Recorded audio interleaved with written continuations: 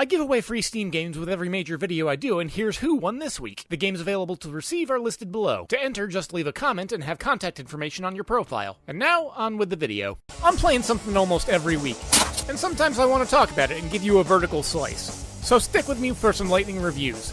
This week, on the chopping block.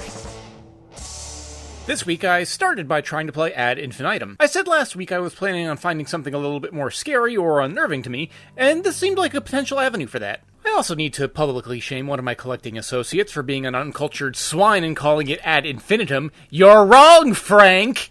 Anyways, today's lesson in Latin was advertised as a survival horror game set to confront the horrors of World War I, and I thought that could have been interesting. Indeed, the first few minutes had me experiencing the abject terror of the trenches, but then after a series of events, I spent an hour wandering around an empty estate with no guidance or clue where I needed to go, so in spite of some promising starts and premises, I fell off rather quickly with Ad Infinitum. With that swing and a miss, I recalled that I relatively recently acquired a copy of Bramble, the Mountain King, for PS5. I got it on a whim when my local GameStop got a copy, and I more got it in passing simply because I heard from a friend that it was similar to Little Nightmares, but more based in fantasy. I did enjoy Little Nightmares, so the premise seemed intriguing, but I'm not as much for fantasy, but nonetheless, I dove in. For those unaware, Bramble the Mountain King is one of those platforming games similar to Limbo, Inside, Little Nightmares, and likely many others in the future of the genre of semi-realistic platformers with small children losing their innocence by confronting horrors. The start of Bramble, though, is on a little bit more of a slow boil. It starts out with a young boy going out into the night to find his sister after she jumped out of the window. At first, I thought the horror was going to be far more subdued in the sense of ominousness while you go through relatively unfrightening environments. Most of the first portion of the game is relatively unchallenging platforming, while becoming acquainted with fantasy creatures and environments, and after a while, if things didn't jazz up, I thought it was going to lose me. It was at this point that I realized that the game is more specifically based around the fantasy fairy tales of the Brothers Grimm. These fairy tales are not your lighthearted mythical creatures and clean kings fighting baddies with swords. This game is deeply immersed in the European and possibly more specifically Germanic mythologies that thoroughly dabbles with things like death, disease, and attempting to rationalize horrendous behaviors or natural phenomena. If memory serves, tales like this were told to children to either teach moral lessons or to instill a sense of fear of the world around them. You don't wander into the woods. You don't go out after dark.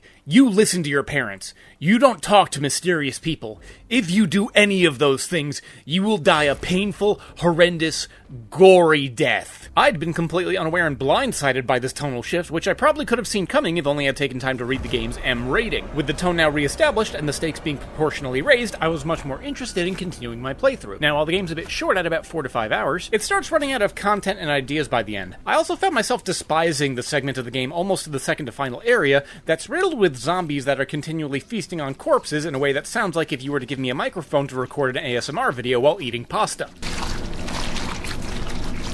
The game also had some issues when it needed to shift from platformer to combat, which I feel is unfortunate. The platforming had a lot fewer cheap elements, and subsequently what I felt were undeserved deaths when compared to Little Nightmares. The pacing and design of the various platforming challenges were tense, but rarely did I experience frustration. Jumping back to the other hand for the combat, though, the boss fights frequently had instances of frustration. I had at least one instance in the final boss where I seemingly ran out of targets and the boss fight couldn't progress, so I had to die and go again with the hope that the fight would properly process this time. On the second to last boss fight, I almost fell out of my couch laughing so hard just due to the nature of one of the attacks that transpired by which I had no means of foreseeing.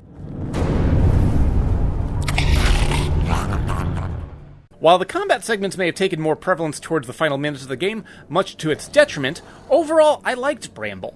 It's not necessarily innovating the genre, and frequently falls into the same traps of games that have to lose focus in order to incorporate battle mechanics into solid platforming, but the visuals, tone, style, mechanical competency, and the platforming itself left me feeling satisfied. Now, if you'll excuse me, it's election day, and I need to go vote. Hey, look at that, it's the end of the video. Don't forget to subscribe, and remember that commenting can actually win you a free prize. So until next time, this is Gheeotine saying thanks for watching and keep your head on your shoulders.